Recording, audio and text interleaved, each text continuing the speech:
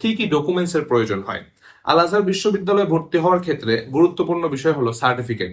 যদি সার্টিফিকেটটি ইংলিশে হয় তাহলে সেক্ষেত্রে সেটিকে সার্টিফিকেট, মার্কশিট, তারপরে জন্ম নিবন্ধন, জন্ম নিবন্ধনের অনলাইন কপি, এগুলো সবকিছুকে অনুবাদ করতে হবে। যদি ইংলিশ হয় তাহলে সেটাকে আরবিতে অনুবাদ করতে হবে, আর যদি আরবিতেই থাকে তাহলে সেটিকে ইংলিশে অনুবাদ করতে হবে। তো অনুবাদ করার পরে সেইগুলোকে বাংলাদেশ মিনিস্ট্রি থেকে সত্যায়ন করতে হবে, এডুকেশন মিনিস্ট্রি থেকে সত্যায়ন করতে হবে।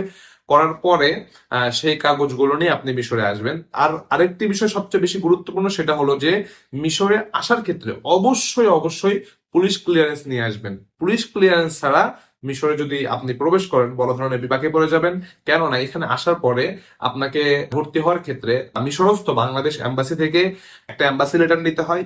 তো ওই এম্বাসি লেটার ছাড়া কিন্তু আপনি ভর্তি হতে পারবেন না। আর এম্বাসি লেটার যদি আপনার কাছে পুলিশ ক্লিয়ারেন্স না থাকে সেক্ষেত্রে কিন্তু এম্বাসি আপনাকে এম্বাসি লেটার দিবে না। তো এক্ষেত্রে খুব গুরুত্বপূর্ণ বিষয় এটা, যে আপনি কোনোভাবেই যেন পুলিশ ক্লিয়ারেন্সটা না ছেড়ে আসেন। পুলিশ ক্লিয়ারেন্সটা অবশ্যই নিয়ে আসবেন। আর সার্টিফিকেট, মার্কশিট এবং আপনার জন্ম নিবন্ধন যেগুলো রয়েছে এগুলো কি করতে হবে, এগুলোকে অনুবাদ করতে হবে। যদি আরবিতে হয় তাহলে ইংলিশে, আর যদি ইংলিশে থাকে তাহলে সেগুলোকে আরবিতে অনুবাদ করতে হবে।